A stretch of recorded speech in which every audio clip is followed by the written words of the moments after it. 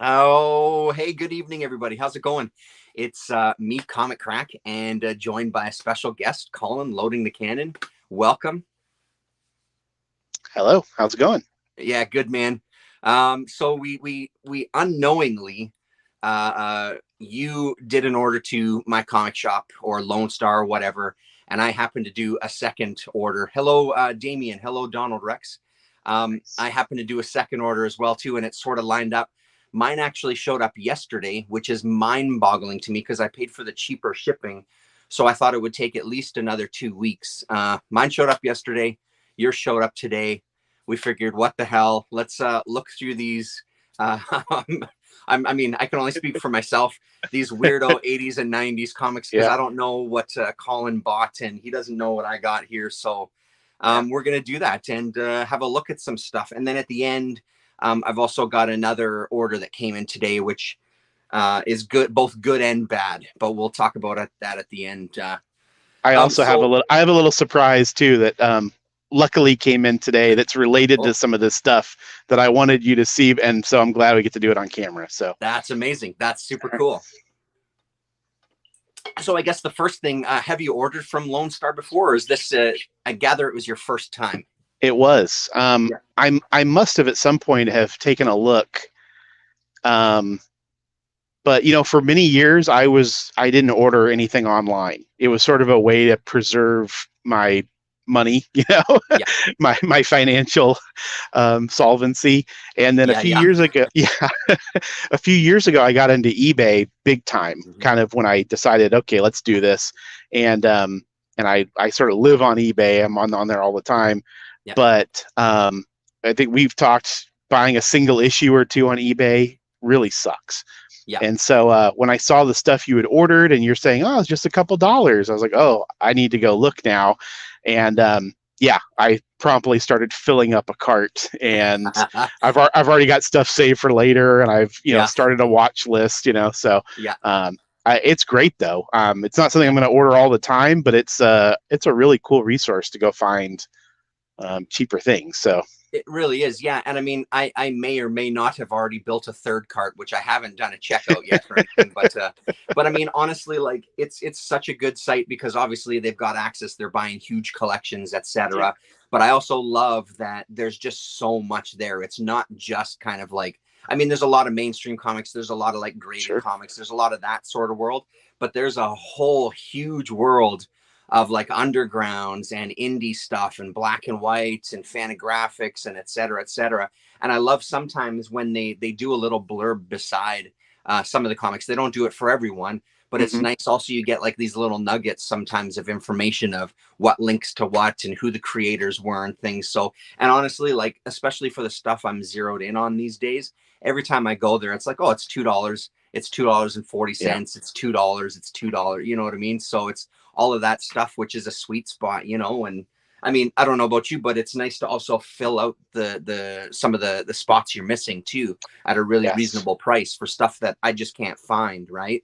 And generally the stuff that I pick up on there, it's stuff that I don't see around here. And I mean, I feel like I'm one of the lucky ones where we have access to a lot of good shops and etc. But I still can't find some of this stuff. So it's great to have that huge resource to find and fill in these gaps and stuff. Yeah. yeah, especially for the price. I mean, like Yeah. eBay has so much stuff, but Yep. yeah, there have been things where you showed a comic and I've sent you a thing saying, "Oh, it's on eBay for $50," Yeah. Yeah. and you Yeah. you paid $2. Yeah. And yeah, I went through. I closed out. Looks like one, two, three, four, five different series I closed out, Oh, um, amazing.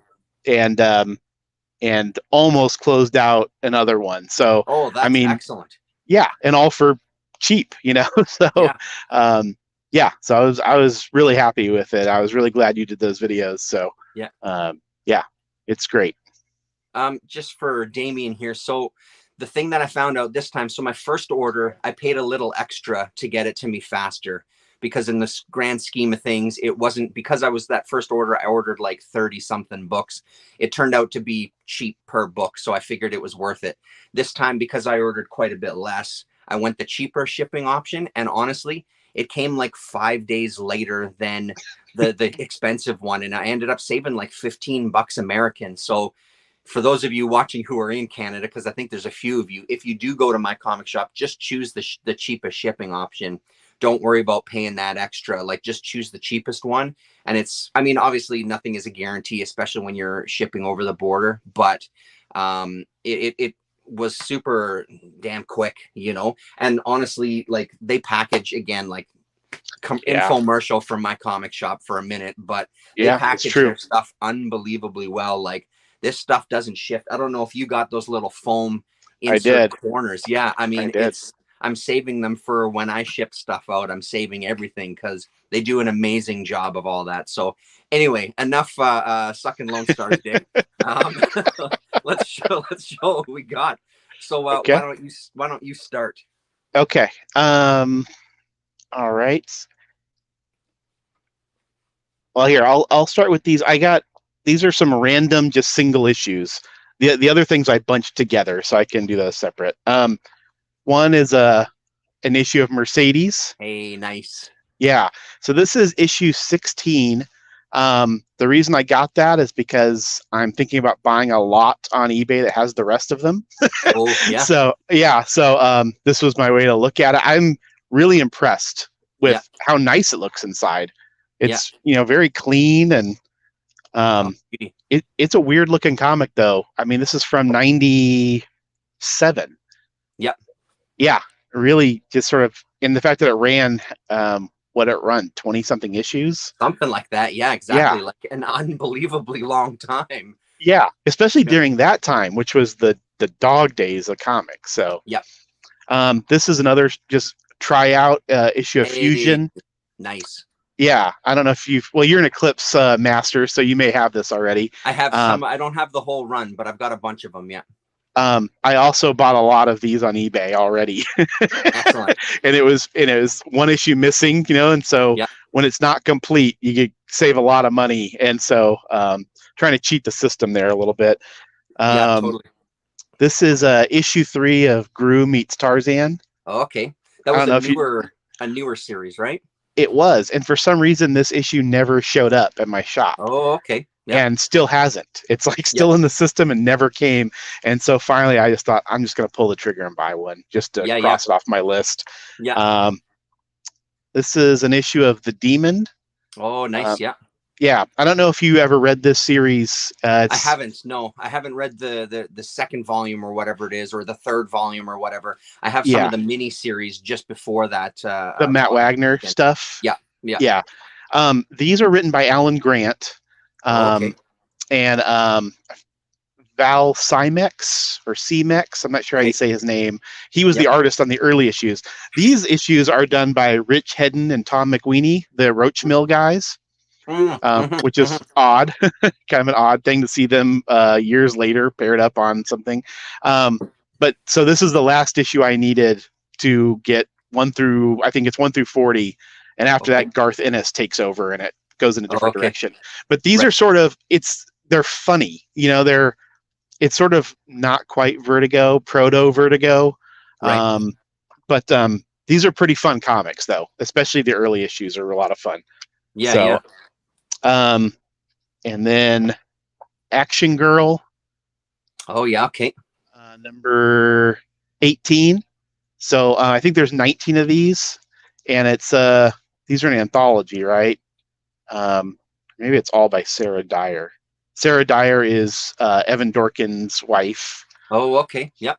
But this was the only issue I needed to complete this. And it is an anthology because there's different people in here. So anyway, like I said, crossing it off the list. And then these last two things were one issue Aircell comics. Hey. Greenlock. Oh, wow. I don't know if you've ever seen this before. I have not. No. Me neither. I'd never heard of it, never seen it.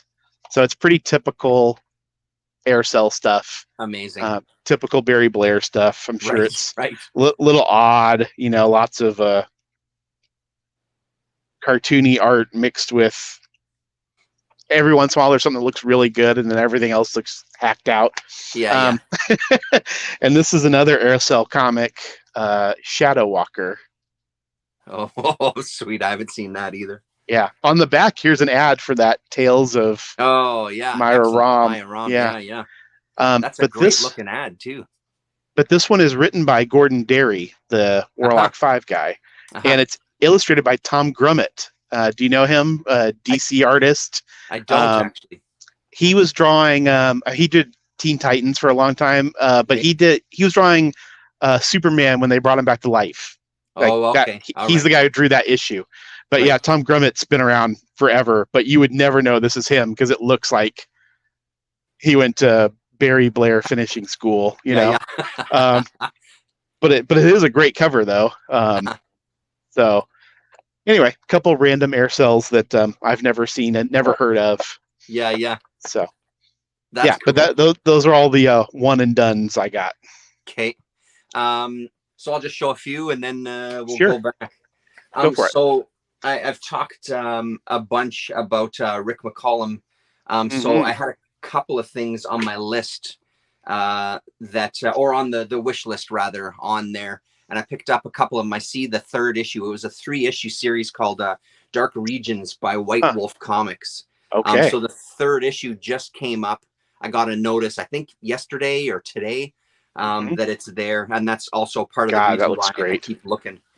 Yeah, that looks So amazing. there's the inside there. So it's early. It's not quite, he's not quite full on McCollum yet, but you can absolutely see shades of it. Because this one I did look through earlier. Okay. So let me see if I can find that page. There's like the backgrounds are a little sparse, but he still does some things that kind of like this is an absolutely that's an absolute there's no doubt that that's a McCollum kind of piece right there with the background and the books and everything. Like that's Yeah. absolutely more later era stuff. So this is 86, but the book came out in 87. So issue number 1 and issue number 2 with a pretty great cover there as well too. So Yeah. a very kind of classic D&D type of story on that one. But I'm sure it's going to be fun. Wow. No, that's fantastic. Now, do you know who White Wolf Publishing is? Do you? No clue. This is my first time seeing them, so I have no idea. What does it say? What, wasn't there a role playing company called White Wolf? Am I mistaken? No. There very well might have been, and I mean that wouldn't surprise me when you see like lettering inside like this, and it wouldn't surprise me at all. Okay. Yeah, and it's sort of an anthology. So there's a couple of other people in here too, which I didn't end up seeing. There's one called Kingdom, written and drawn by Mark Gustafson, and then Chuck the Barbarian, written and drawn by M.A. Kennedy. And none of those really stood out to me as much, but I'll show you. So here's the Mark Gustafson. It's just a 2-pager. Kind of really looks very, very kid friendly anyway. Yeah. And the last story here. There's some of the, wrong way. That's an ad. Oh no, maybe that was it. Maybe it was just a 1-page. There you go. A little 1-page, this Chuck the Barbarian here. Okay. So yeah, that's cool. A couple that I finished off now. I'm having such a hard time finding the issue that I'm missing from the first issue, from the first series of this From the Darkness, but I finished off the second volume, which I think was 4 issues. From the Darkness, I loved the first issue on the first volume a lot. I haven't read anything from the second volume, so issue number 1 and then issue number 2, so that finishes it off, that one for me. Is that I'm really Jim looking forward to Ballant? it. Let's have a look at the credits here. Yes, that's right. Jim Ballant is the artist. Ed Pulgardi is the writer. Huh. And I think I have a trade of some of that. Okay. Yeah. And this is 92, so there's a look at the inside there. I remember the first issue, like of the first volume, looking quite a bit better, but Okay. this still looks pretty great. And I, like I said, I loved that first issue, but it is so hard to find the any of these books. Huh. So I think this might have been like the main reason why I did this second order, because Yeah. these popped up and I wanted to jump on them right away because again they were dirt cheap. So those two are pretty great. Yeah. Those look great. I don't think I've ever seen those before. Yeah, Um, yeah. it's funny. Some of this stuff, maybe it's a longer story for another day, but I had emailed Comic World, this place in Manitoba that I order from sometimes, and I kind Sure. of had a list of books from them. And some of this stuff, it's really really difficult because it was such low print runs, you know. So because some of the prices he came back with on some of these things were pretty insane, to be totally blunt. I Yeah. didn't end up buying anything from him because it was just, I thought the prices were kind of mental. You know what I mean? It's Yeah. like, yeah, sure, sure there wasn't much printed, but how many people are you getting coming to you every day Right. looking for issue number 3 of From the Darkness Volume 1, and you want Yeah. to charge like $30 for it or whatever the price was? Yeah. You know Yeah. what I mean? So it's a weird kind of world with this stuff because there wasn't a lot. And I don't know if it's something that we're in a little bit of a time where this is getting appreciated. I just put a link up on Twitter about the Power Comics channel putting out their first issue. This Lance Stanton came out today, I bought and it they're today. working with Yeah. Floating Worlds. So I mean, it seems like there's a little bit of a niche of this kind of world out there. I don't know how big it is, but you know, Well, I think it is not helped by those fucking kayfabe guys yeah, for yeah, sure. I mean, they've, and I'm not anti. Sorry, AFPC. I'm not, yeah, yeah, like a kayfabe hater, but they are pissing me off because yeah, every time I think I'm the only one on something, yeah, then they go and blow it up. And these '80s black and whites. I mean, there's plenty of people who are interested, yeah, but they've made it because they've coined this whole outlaw comics thing, right, and now they've made it where people who don't really give a shit are buying them up too, and yeah, it kind of irritates me. But yeah. No, mostly I'm totally.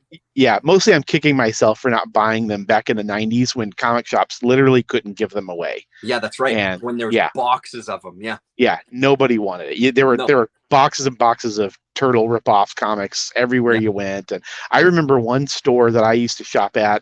Um, they actually had nickel bins. Oh wow. Yeah, and it was mostly stuff like old funny animal comics, stuff Okay. people really didn't want, but it also had stuff like that, and Yeah, and I would raid those and buy things because you buy almost anything for a nickel. yeah. Um, Hell yeah. but it just goes to show that now you get these things where it's like, oh, here's early Jim Ballant art, Yeah, yeah, $30 yeah. from a, Exactly. Yeah, you know. yeah. Cashing in. Yeah. Mhm. Why don't you show us what you got next? Show us a couple more. Sure, I have a couple issues from something in that vein, Nightlife. Are you Okay. are you familiar with this comic at all? Um, No, I'm not. I'm going to do solo layout for you here. okay, No, I'm all right. not actually. That's a great looking cover though. It is a great cover. I had this comic when I was a kid, and it must have been purged, during some time when I was stupid and getting rid of stuff. Hmm. And so let's get you a look here. So Oh yeah. yeah, and the company is called Strawberry Jam Comics, Uh-huh. and they are actually kind of your neck of the woods. They're in Edmonton, or Oh, were in, okay. Yeah.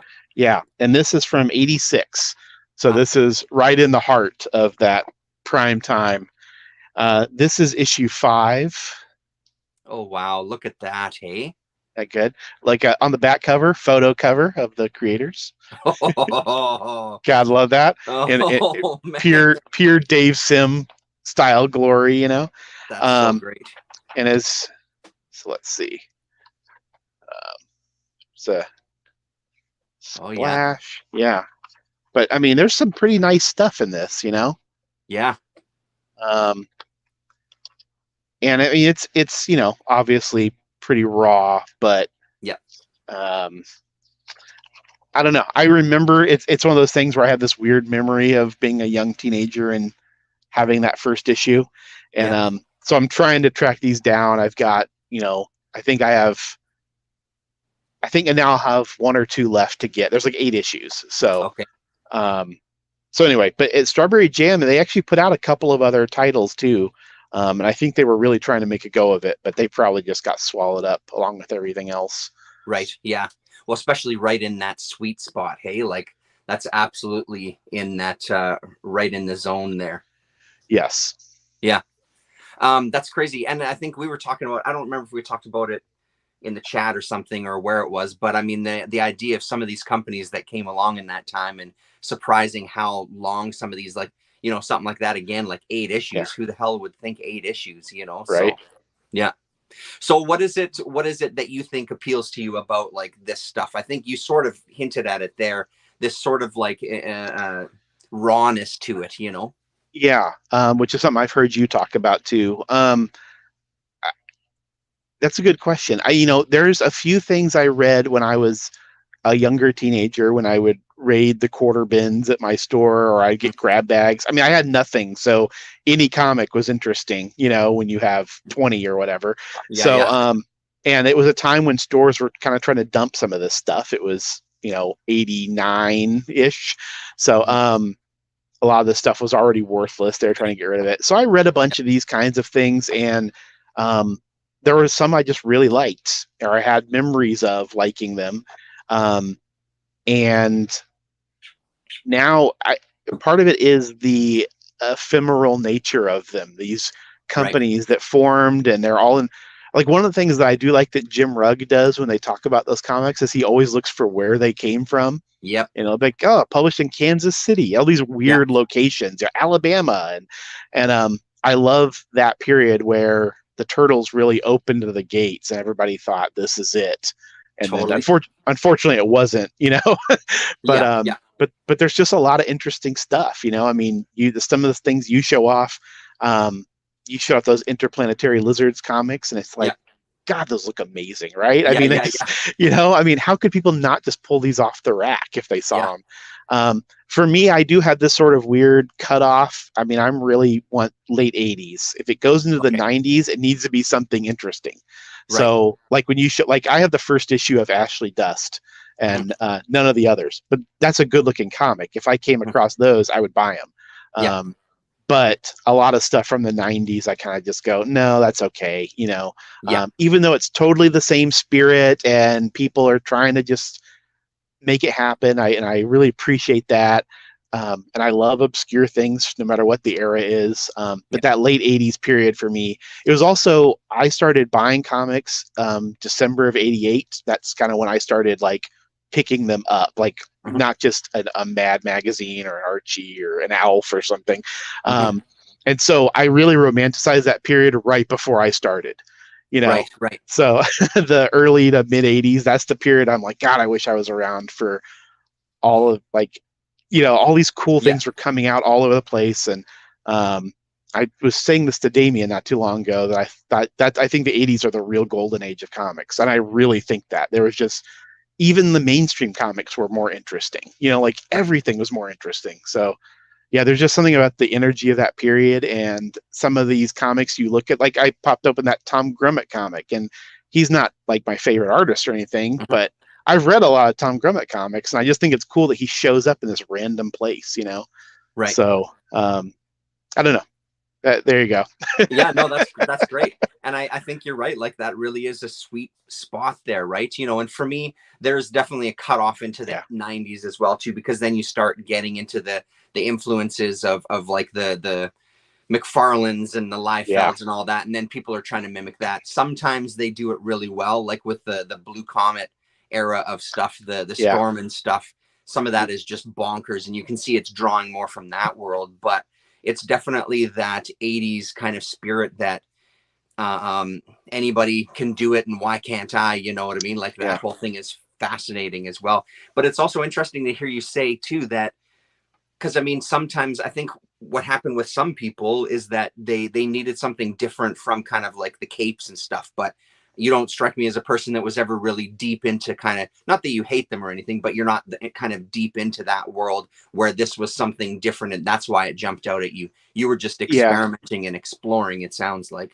yeah. I mean, I definitely read superhero comics Yeah, hardcore for years. yeah, But yeah, I was always grabbing anything I could find. I'd find an issue of Eight Ball and Hmm. wouldn't really know what the hell was going on. Like, I Yeah. knew it wasn't really for me. I was too Right. young to be reading it, but Right. but I knew it was something interesting, Hmm. and so yeah, I was always just anything that was comics. I wanted to find more of it. Yeah. Now there's so much you can't possibly keep up with it. But back then, it really felt like I feel constrained by Fantastic Four. I want to go try to find something else. It didn't mean Yeah. I wouldn't read Fantastic Four, but I Of also course. wanted to pick up something else. And yeah, so I don't know. I wonder if like in 86 it felt kind of like it does now, where it's this overwhelming, like, oh my God. Because I mean, I go to the one comic shop I go to, one of them, the Galaxy rather, they have some really good new comic shelves. They've got four of them, I think. And sometimes it's just so overwhelming, the amount of independent that there is. I wonder if it's a similar feel that people had in kind of the mid 80s, where it's like, holy shit, man, this is too much to choose from. But I guess Yeah. with some of these smaller companies, though, I'm assuming that the distribution was really, really minimal, as far as like you're not getting the Kansas City guys up here in Manitoba or nothing. You know what I mean? So Probably maybe not. that Yeah. was the difference from it. Yeah. And I don't know. Now there's so much stuff. And I want, one thing that Damien and I talked about, I'd said, who's buying all this shit? Like, these guys would put out these little comics that sell thousands of copies, Yeah, and that's right. I mean, do you know Jeff Nicholson? He did Ultra Klutz Oh, and yeah, yeah, yes, yeah, through yeah, through the Habit Trails. Um, I mean, he made a living off of Ultra Klutz yeah, for yeah, years. I mean, yeah, think about that. Like he yeah, sold 10,000 issues of a comic. yeah, Um, and nowadays, I just think here's like a full color comic with names you may have heard of, and you never hear anyone mention that thing right, ever. right. And the real sad thing for me is I think it drowns out good comics. Yeah, Something Fantagraphics puts out, you just nobody ever mentions it. It disappears. right. Um, and I don't like that part of it. But I remember Gary Groth said once, like in the '80s, you could pretty much pick up any alternative comic and it would be pretty good, Yeah, and you could buy all of them yeah, that's because right. Yeah, there was, it was possible to do that. And um, I also think the independent comics of now aren't, they're probably often more competently done, but they're nowhere near as interesting. uh-huh. You know, I mean, even things like Fish Police, Flaming Carrot, Reed Fleming, and I'm not trying to romanticize it, but they Yeah, all yeah, felt like, yeah, Donald is right. There were speculators then too, trying to get the new Turtles. But I think the motivations of most of the people doing the comics was pretty pure. yeah, Um, but there was just the independent comics seemed more individual and independent. yeah, And now it's sort of like, well, maybe, FX will want to make a show out of my, uh-huh. um, you know, uh, assassin who has amnesia or whatever. Yeah. So, I know, sorry, I'm wandering afield of what you No, asked, no, but it's good though, because I agree with you, and I think that's a huge part of it, right? It's what I've always liked about some of the art, music, whatever I'm into, is this idea that there's a group of people that are doing these things that they need to do it, and they don't need to do it because they need to make some money at it. They need to do it because they have this artistic kind of kick in them. They need to make these things. They need to produce this weirdo music. They need to write these strange comics. And also, it also feels like the range of art styles was different than they are now with the indies. I mean, 100%. I'm sure there was always an indie look. Like the black and white thing was always a thing. I remember reading when I was buying some black and whites off the shelf, and even, color and stuff too. But that idea I remember that idea at the time, like, oh, black and white, what the hell is this? Like, where's the color? It felt like it was missing something. Yeah, Now it's sort of like it's almost the indie house style. And there also seems to be a lot of like throwback to these 80s in some of the stuff that appeals to me now. I mean, there's a throwback to this kind of style, this kind of naivete, right? But it's not because they have that style, it's because they're mimicking that style, where this stuff from back then was legitimately, this was their style. They weren't going for something that they saw 20 years ago. They were Yeah. going, they were doing the best they could. And I love that about them. Like, they're putting their heart and soul into these things and hoping that, of course, they're always, I'm sure they're always hopeful of like, maybe we'll be the next Ninja Turtles. I'm Yeah. sure that was a thing. But I think it was more this drive of, I just need to create something and this is what it is, right? And it's so funny, like, because I've been asked before, like, how do you know which ones of these to grab? It's like, I have no idea. There's You just don't. something about it. You just know when you see it that, no, this is going to be good. Like, that Yeah. cover is stellar. I know I'm going to open this up and it's going to be amazing. And I think that's also a part of it that changed nowadays too, is even on the indie stuff, the cover artist is rarely the fucking interior artist. Yeah. You don't get a sense of what the book is. It's still kind of this packaged presentation, which kind of feeds into what you were saying as well too. Sorry, everybody. I'm sort of putting the comments up as we go. We're not really addressing all of them, but hello, Gore Vidal. Who else jumped in here? Jackio. Hello, Jackio. Yeah. Damien's right with that comment for sure. Yeah, I don't even, it almost feels like that kind of comic has just disappeared completely. The Yeah. sort of idiosyncratic individual, like they're not alternative, they're not like Love and Rockets, but they're not like X-Men either. They're, you know, it's something in that they're a genre comic. It's meant to be entertaining, it's meant to be fun, but like, well, you just got start Zot and Ralph Snart, and you can Yeah. start listing them off, and there's nothing like those today. And I wonder, there must just, maybe there's not an audience. I don't know. It's, or maybe Yeah. just nobody wants to make them anymore. Right.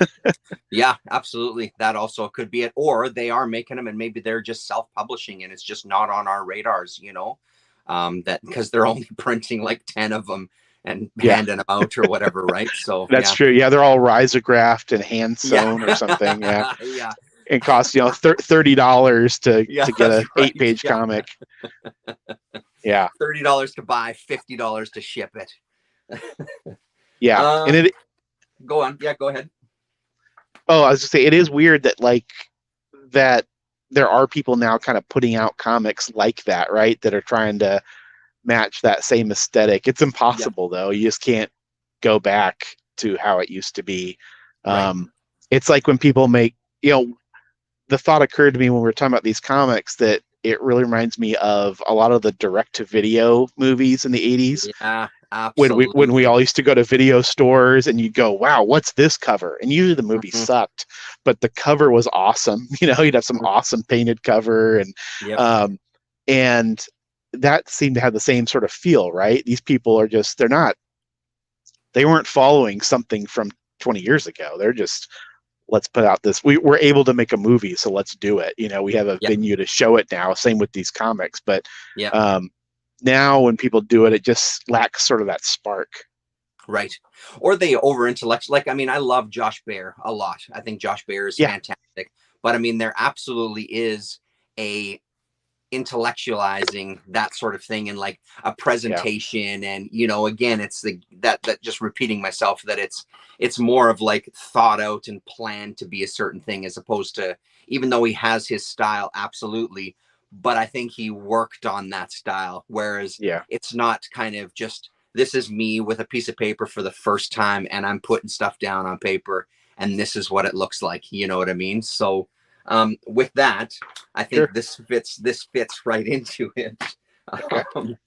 Um, Here I got 2 issues. I think this was a 3-issue series as well too from Harrier Comics, and I think this speaks Oh, to it. I'm gonna do solo layout here. go for it. Oh, wow. Nightbird.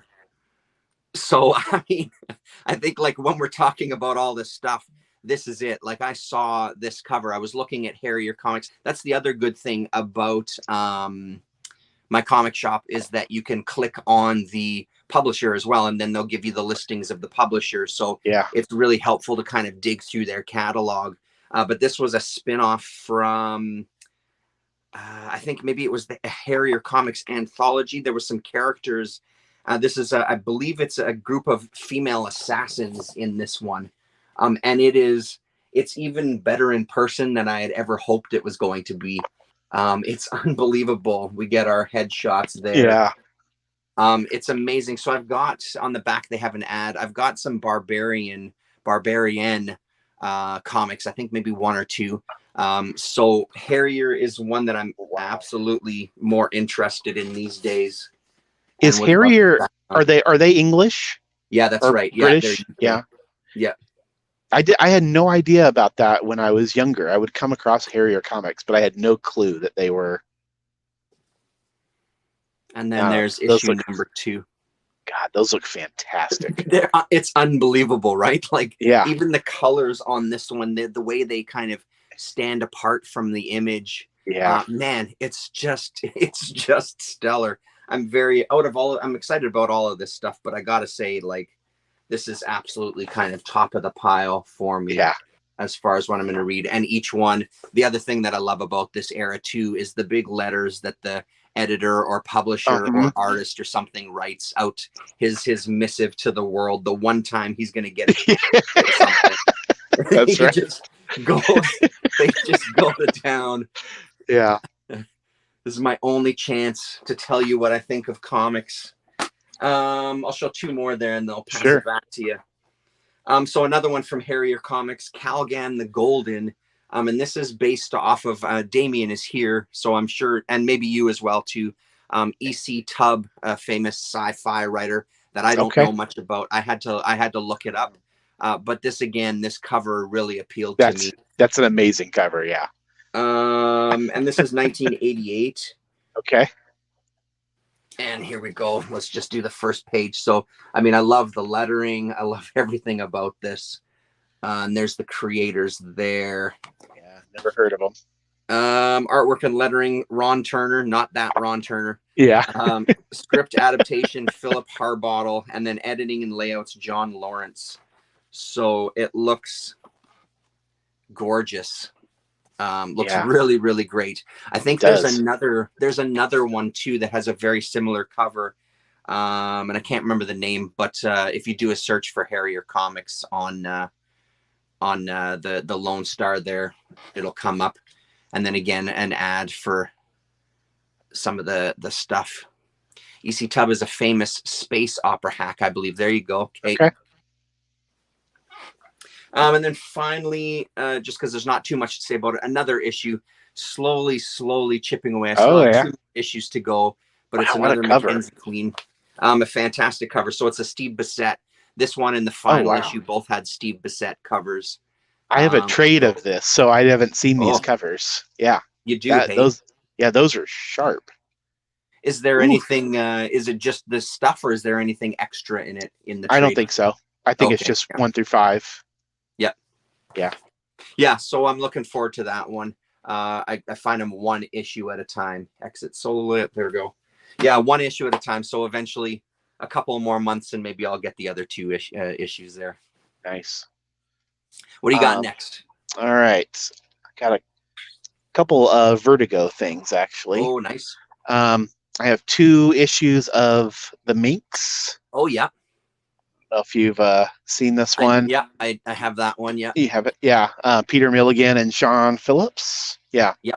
So, Sean Phillips not looking like Sean Phillips.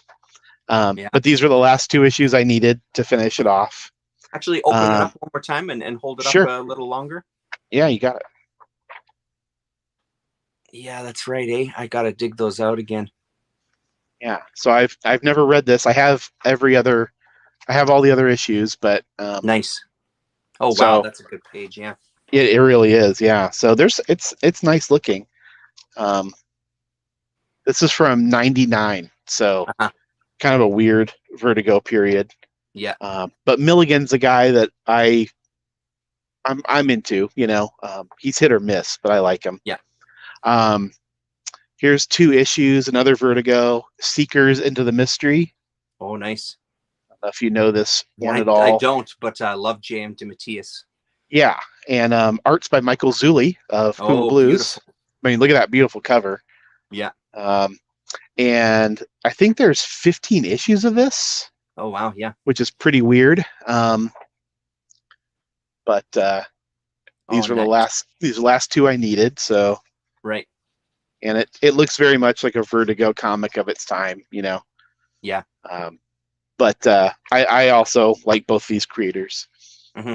And then the last Vertigo stuff I got, the first 2 issues of Weird War Tales. Okay. Yep. I don't know if you've had these or I seen think these. I've got one issue. Yeah. Well, this first issue, I don't know if this is the one you have, but the first story is Corbin. Oh, I don't have that one. So I know that's a particular fave of yours. Yeah, absolutely. So Nice. Very nice. yeah. Also has a story by Brian Azzarello and James Romberger. Of course. Yeah, here, Azzarello, I think, appears in all of those Vertigo I think so too. anthologies. He's all over the place. I was very happy to see this though. This one's written by Ian Edgington and drawn by Eric Schenauer. Uh-huh. And I love Eric Schenauer's art. Oh, that's nice. Yeah. Oh, yeah. That's really nice. Isn't it good? I love his work so much. In fact, I'll have a couple of comics in a video I'm going to do really soon, inspired by your guys' Sunday chat that'll have Eric Schenauer art. Okay. And issue 2 has a David Lloyd story. So, looking very V for Vendetta there. Absolutely, yeah. Even down to the coloring and everything too. Hey? Yeah, exactly. But written and drawn by him. Oh, wow. Yeah. And then the next story is by Mr. Peter Cooper. Hey, nice, yeah. So, in his great style. Look at this spread here. Oh, wow, that's amazing. Yeah. So I had no idea he was in this. So anyway, very happy to get those. Cover of this one's by Kaluta. How many issues did that go? 4. 4K. Yeah. So I have 3 and 4 that I haven't looked at probably since the day I bought them, and right. I'll have to dig them all out and run through them. But yeah, these Vertigo anthologies, I mean, even when they're great people, the stories aren't always spectacular, but they do have some great people in them, and they don't all get reprinted, So, like this Corbin story, I don't know if that'll ever get reprinted again, just because it's in some random ass issue from a Vertigo comic from '97, so 25 years ago. Yeah, they're not exactly doing retrospectives on those and doing the absolute editions. Yeah, right. Yeah. Especially, sorry, go ahead. Yeah. I was going to say, especially the DC of today that's not very interested in preserving much of its backlist, Right. So a quick, I guess, just strangely enough, just a Vertigo, and then we'll jump back to you. I found a couple more issues of Sandman, The Dream Hunters. I really want to get this. P. Craig Russell. I think the final issue that I need just popped up on my comic shop. Okay. Today, I think. So that's another thing that might spark. I mean, look at these pages. So I'll make myself big again. They look spectacular. It's beautiful. Yeah, when you were showing this off, I was like, oh man, I got to get this. Yeah. Hello, AFPC. Oh, hey, AFPC. How's it going? Yeah, so one more issue in that one. This is issue 1 and 2. They did variant covers for this as well, too, which seems odd for the time. Only one. What year was this again? Let's look. Yeah, I don't see. Anyway. But yeah, I thought that was unusual to have kind of a variant for this stuff. Yeah. I guess Neil Gaiman, they must have thought we'd milk that as much as we can. Yeah, probably. Absolutely. I'll let you go because the last ones that I have, not too many more, so I'll let you go again there. All right. I'll roll through these then. I got Johnny Quest Special 1 and 2. Excellent. I got the entire main series not too long ago. Oh, nice. Which has a lot of, and a lot. And has a lot of Doug Wildey art in it, which is great. The art in these is nothing to write home about. It's pretty pretty unremarkable. Not to be insulting to anybody, but Right. probably not worth flipping through. But this now completes Kamiko's Johnny Quest for me. So Nice. um, Yeah, I've only got a few issues of the main run there, and you're right. Like that art is really, really nice. yeah, way better than it needs to be, frankly. Yeah, Um, totally. and then I have 2 issues here of Last Gasp Comics and Stories, Excellent. 1 and 2. So now I have the full. There's 5 issues, and I already had the last 3. Hmm. So let's see who's in this that might be worth showing off. Yeah, I didn't even open these up yet. Yeah. I mean, it's pretty normal looking stuff of that period. Yeah. Nothing too remarkable so far. But so do you have these? I don't. No, I don't have any of them. I've seen them online, but I've never come across them. Yeah, they frankly on eBay they were just more than I thought they were worth. But Yeah. and looking at them, the creators aren't super exciting. Here's Danny Hellman. He's a Of course. Yeah. okay cartoonist. Yeah. So anyway, I was happy to get him for sure. Hellman is still around these days, isn't he? He put out a book not too long ago. Yeah, that's right. Yeah. I know he did some stuff for Cinema Sewer as well, some covers in the past. Real quick, as an aside, I don't know if Yep. you saw, I tweeted about that comic, Rabbit Head. Yeah. Did you see? Yeah, Rebecca Dart. Yeah, I've got that book. Yeah, that's his wife, Robin Bouget's wife. She's married to that guy. I thought, because I went and looked her up, and I was like, oh, what a small world all this is. Totally. Well, and So especially weird. like considering the stuff she works in, because she works in animation, and then to have this total amazing pervert of a husband, just side by side with whatever it is she's working on, My Little Pony or whatever. Yeah. It is, right? So yeah, his comic centric. What's that called? There's been 2 issues of it. Yeah, I've only got the one of it. I can't remember, but yes, yeah. Fantastic. Fun. Yeah. And then these, I'll be brief with these, but this is just a little stack of these classic illustrateds. Nice. They put out a bunch of these in like 1990, 91, mm-hmm. and it was the last gasp of First Comics. So I'm getting down to kind of the ones nobody cares about. Those are harder to find. But this one, the Ambrose Bierce Devil's Dictionary, is by Gahan Wilson of Playboy fame. Yeah. So it's pretty cool. Very nice. Cool looking stuff. Christmas Carol by Joe Staton of E-Man. Oh yeah. So nothing too remarkable, but it's there's a pretty amazing list of names that worked on these things. Yeah. And so I've been sort of half-assedly grabbing them up for the last 30 years, and finally got some, filled in, because I mean, at a certain point, you just stop finding them in the wild. It just doesn't happen anymore, Yeah. So. The early ones are the ones that I find all the time. Those later era ones I don't see hardly at all. But the early stuff is everywhere I go. You see those early classics illustrated. Yeah. They probably realized they weren't going to sell a ton at a certain point. They were a little bit before their time, I think. Yeah.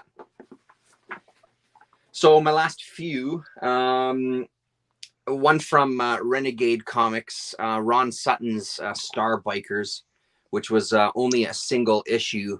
But again, the cover drove me bonkers when I saw it, so I had to had to grab this one. And Renegade, I'm sure if I was patient enough, I would come across it at some point, but sometimes you're just not patient. And an ad for the Cases of Sherlock Holmes on the back, a surprisingly nice one. I've seen this comic around, but haven't even given it a second look, to be honest. But that ad looks pretty good. So just a bit of the interiors here.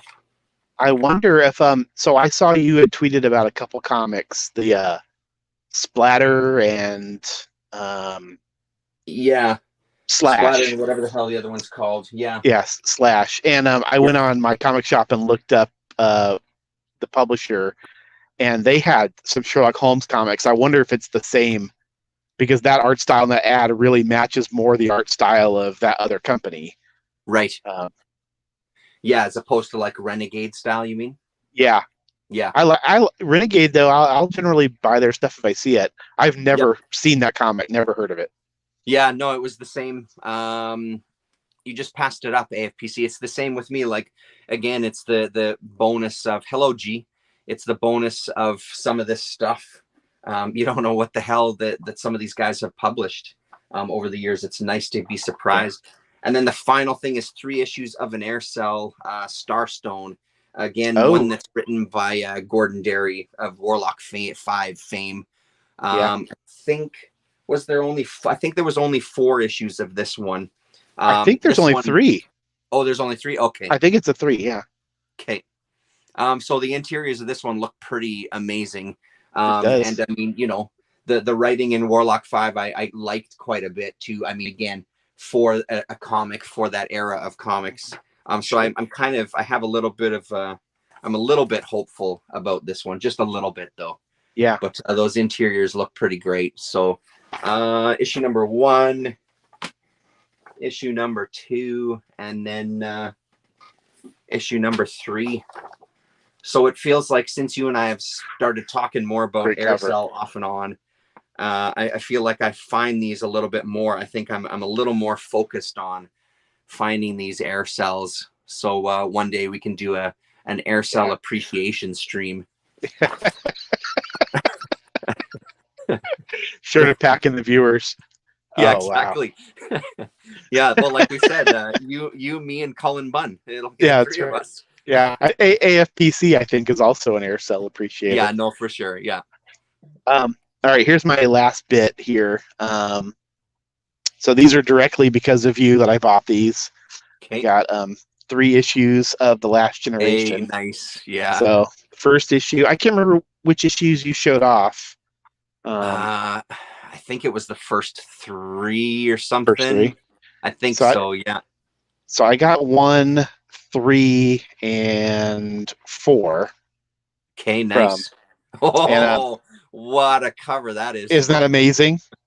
And it's a spectacular cover. And here's the back going. Yeah. So anyway, you've already seen this stuff. I also want to add to I know you're looking for that Warlock 5 soundtrack. Yep. I want a Last Generation T-shirt. Yeah. do you think they actually exist? That's the question. Yeah, exactly. So I won't waste too much time showing those since I know you already did. But I did want to show you something here and then show you this thing I got. Yep. So in issue 3, there's an ad back here for the Last Generation portfolio. Shut your mouth. You did not. And I did. Oh man. Yeah. Oh wow. And you can see this thing's in pretty rough shape. It's like the back is yellow. It says 508 out of 1,000, right? What? We both know there's no fucking way there's 1,000 of these things, right? No fucking way at all. But it is signed at the bottom here by these guys, and then it has the hand number. And then here, I'll pull it out and we'll. Did you find that on Lone Star as well? No, this is on eBay. Okay. When I was trying to find Last Generation, and then there was this, and so the guy who was selling it and we went back and forth with a couple offers, and clearly nobody else wanted this thing, so I was pretty happy to get it. So let's see. Oh man! So it's basically unbelievable. Yeah, it's like 1 print for each character. Jesus Christ, man. I can't believe you found it. Isn't that so weird? And it gives me hope the T-shirt exists, that's for sure. Yeah, absolutely, yeah. But, there's nothing remarkable about the portfolio, that's for sure. I like this one of just a guy sitting on a rock. Yeah. So. Oh, that's great. That's so great. But But anyway, I thought you would appreciate that little Oh, bit of absolutely. obscurity. That's the star of the stream right there. That's it. Yeah, I was so happy when I saw that ad in one of the issues. Um, it's like, oh, that's amazing. And in the ad it says, what does it say? It says, only 200 left. I mean, what do you think the odds are they sold more than like a dozen or two of these things? Yeah, So exactly. They I started the also numbering at 500 probably. I also love this group photo of Black Tie Studios. Oh, that's amazing. They have a thrash So metal band on the side. that's right. Or either that or they do weddings. I'm not sure. Yeah, yeah. Oh, that's stellar. Yeah. Holy shit. So we've talked about Aircell and Yeah. Warlock 5. The other thing that came for me today, in I'll show this first actually. This is the box it came in. You can see it's all accordioned. It wasn't taped. It wasn't sealed. So needless to say, I got the Warlock 5 hardcover collection, and it came just as beat up as the box. So I've Colin and I were talking about the company that released this. Maybe we won't say their name in case they come looking for us. We Probably figure not. it's a crime syndicate though, so Yeah. they're a front. But either way, so I emailed them tonight, and hopefully they can send me a replacement. So this one has all of the issues plus 2 previously unpublished issues, issue number 14 and 15. But it is really just beat to hell. Like I'm just, it never ceases to amaze me because it wasn't a super expensive book, but it wasn't cheap either. Yeah. I'll show you the covers, or I'll show the stream the covers because you and I looked at these already. So there's the Yeah. cover for issue number 14. And I mean, it's done in 88, so right in the time.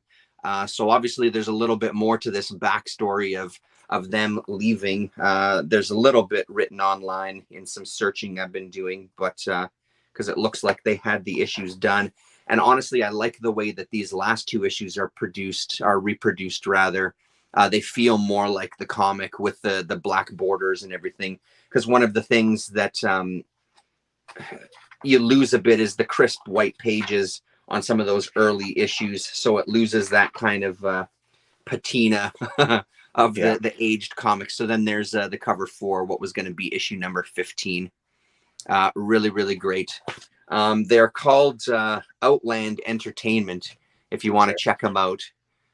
So I'm hoping that they make good. I mean, I'm shitting on them a little bit. I'm sure that they're going to email me back, and I'm sure it'll be no problem. But it's mind-boggling that anybody would ship something like that to me. I just don't quite understand. But I'm still going to read this anyway. I can't wait to dig into this, especially because there's one issue that I don't have from that original run.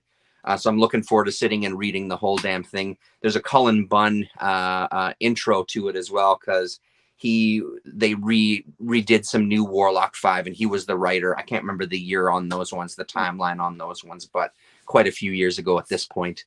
So that's it for me. Did you have anything else that you got, or was that the pièce de résistance? That was it. Yeah, that was it. My amazing. capper. Yeah. Anything else you have for us while we're still here? Anything else you want to talk about, or I don't know. Anything on your mind? No. Yeah. That's well, all right. That's okay. I did watch your Sunday chat yesterday. I caught up on it. And by the way, nothing against you and Damien, but I liked I liked that solo La Raza chat. Was that a week and a half ago?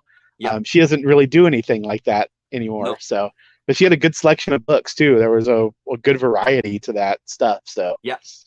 No, I mean, when she started, she was doing obviously a ton of solo videos, and it was great to see, because I agree with you. I sat and watched that one too. I really liked it. I loved seeing, I mean, she's been, especially lately, she's always been pretty adventurous though. But especially lately, like with the library visits and stuff, she's really getting into some amazing looking books that I've never seen or heard of before, which is fantastic. Yeah, same here. Yeah.